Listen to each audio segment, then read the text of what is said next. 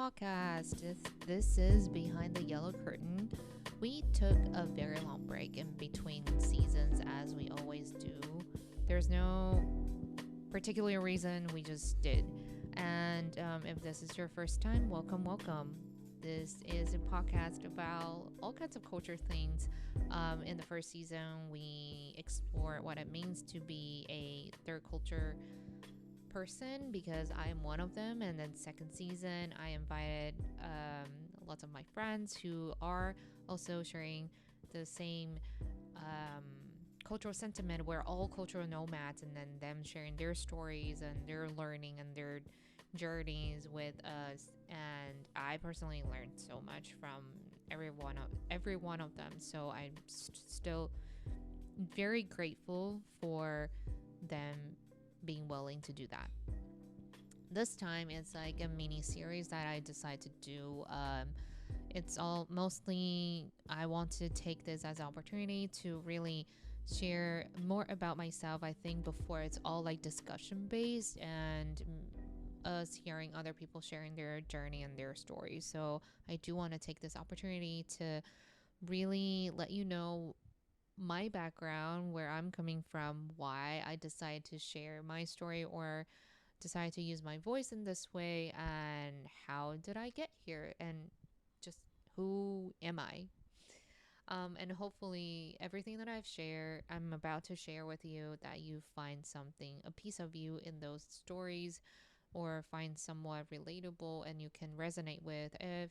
If not, well, thank you so much for, giving your time to me and hearing me out. And, either way, I'm very thankful. So let's jump right into it. Um, this time around, well, in this one, I really want to kind of explore this question with you. It's the questions that I've been having on my mind from time to time, and which is, what is a sense of self? It's a very like vague and philosophical question, I know, but I mainly ask myself this due to a trigger that I had at work. Like, and those who knows me, like I work on creative and slash production. I do have the fortune to work with a bunch of people from different backgrounds, whether or not it's culturally different or, career or worldview, whatever it might be. It's really interesting to work with different people, but also like all the projects I've worked on is all about helping others to tell their story, finding their voice, and then finding the audience that would resonate with those voices, and build a beautiful um like emotional landscape for them and help them feel connected with one another. As I spend time doing that over throughout the years, and at the same times moving around the countries and around the globe, I feel like it is a question I always carry with me, because this question, there's no fixed answer when it comes to this. Like, we're constantly evolving, even if you just stay in one place your whole life. It really depends on the environment you're in, and it really depends on the phase of the life you're in. It really depends on what happened yesterday, today, and tomorrow. It will always change a part of you, right? So a sense of self will never be a just one answer, or a answer ever. Um, but what triggered me this time is really about, now that in the recent months I had a chance to work on projects that is more towards like a Chinese speaking market, which, if you know me, Mandarin is my mother tongue. Like, I am bilingual, but I grew up speaking Mandarin with my family. So although I haven't used that language for a long time at work, in the past few months I did have the chance to do so. um in the beginning it was like, kind of not so comfortable using it. I wasn't trained career speaking and professionally speaking. I wasn't trained in that language, in that dialogue, so I wasn't as comfortable speaking in Chinese at work than I am with English or, even with Japanese, funny enough.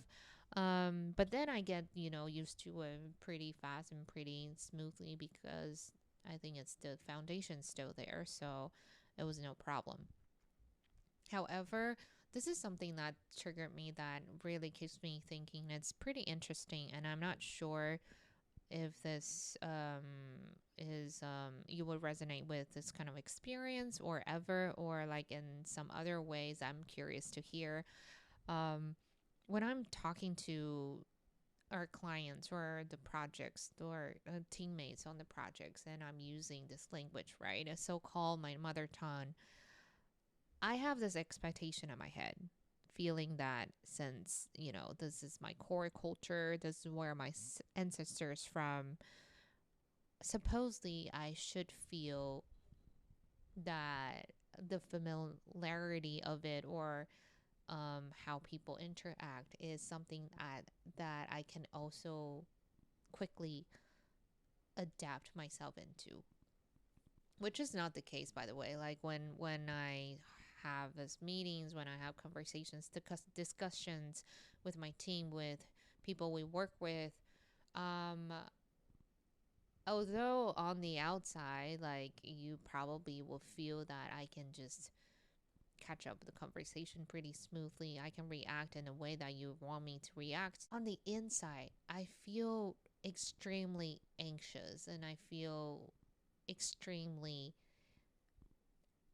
out of place. I feel like a lot of imposter syndrome start to kick in, funny enough, and then ironically. And that's something that it's really hard to describe, and then really hard to express in the moment or even afterwards, because people will feel like, well, you did speak the language, you did just present in Chinese, you did just direct this whole thing. What do you mean? I also don't know what that means. I just feel like there's a part of me would always forever grieve the side of me that's so called my own culture, but I will always feel so foreign. I think that's a word. Whenever I have those conversations, I feel foreign. I feel like I'm not supposed to be here, and I feel like I'm not supposed to be the one who's using this language and talking this way and knowing more in the room.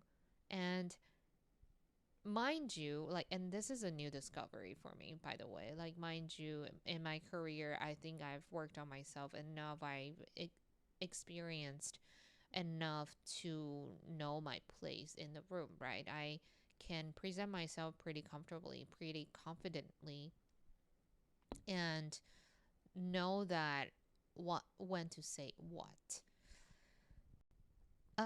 And as it turns out, when I'm working on a Chinese speaking projects, the piece of me that's supposed to be confident, that's supposed to be like, yeah, you know what you're doing, Jess, would sometimes like hide hide herself from me, and I would start to like minor panic a little. Not saying that then I can't do my job right. I think I still am able to do what I do. However, mentally speaking, emotionally speaking, I feel more drained afterwards. I feel more, how to say it? I feel lonelier in a way, because when people are talking and then you're listening to them speaking the language that you feel like, oh, it's the language I communicate with my family in. It's a language that I surrounded myself in when I was little and when I was growing up. A lot of time when they say things, I don't get the nuances. I don't get the nuances. I don't understand the meaning or the context behind what they're saying. And that is internally frustrating to me, because you are supposed to get it. You're supposed to, like, you know the cultural manners of things. You're supposed to like catch up when they are saying certain things, and they're like trying to get affirmation from you. but I just can't. I feel like, wow, I am such a foreigner in that room, although I'm supposedly not. And, in my head and throughout the course of, decades or so, like, I feel like, okay, I'm used to, coping this imposter syndrome when I was working back in the States, and then, being in a room that's filled with non-Asian people, and only has spoken English their entire life, and then you're like, okay, I now worked on myself enough to know that I am good enough to be in this room, and then I'm good enough, I understand this language enough, I have this ability, professional speaking, to be in this room. So no matter what they say to me, that will make me feel like feel otherwise. I know how to overcome that. Like, that's no problem now. Little did I know, the next learning I would be facing is when I'm back to my root culture, when I have to face people who never who's never left Chinese speaking countries, and who's never left this one culture, and then you have to work with them professionally, and then they have this expectation in you, thinking since you are also supposedly one of us, you should get it. It's not even like we think you will get it. It's you should get it. And then I didn't get it. And wow, what an experience to have. What a way to kind of start questioning the sense of self in that moment, because oh, I really thought I had to figure it out. And I know, like, this is something new. This is something that I really, really didn't expect. Um, Again, I'm really curious as if somebody's like experienced similar things with me. Maybe like people like who came back to Japan and who are Japanese, and maybe I should ask my friends about that. But oh, that's like a new side of me that got unlocked that I didn't know was there before, and something that I need to really um start to like be aware of recently. And that's why I want to bring it up in this episode, because it's so interesting in a way, right? Like, objectively speaking, culturally, this is something that should also be talked about, and I'm still even now currently trying to figure out or find the words to better describe the sensation, this feeling of it. But it's more so like I feel like a part of me will always be grieving or be um, processing the idea of I'm further and further away from my core culture. And even now that I'm supposedly close back to somewhere that's closer to my core culture, is never gonna be the same. Like, it just because now I'm physically back doesn't mean that okay, I can just reset everything and kind of erase the rest of my identity, because guess what? I still feel like I can find a stronger sense of home or self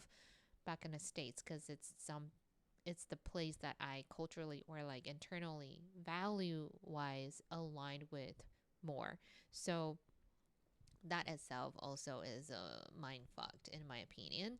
Um, so yeah, if you find this piece of experience also relatable, I hope that you will feel comfortable enough to share with me, DM me, comment, and listen to my other episodes if you will. But yeah, so that's that's a wrap for this time. I can't wait to talk to you next time and explore new sides of things with you all.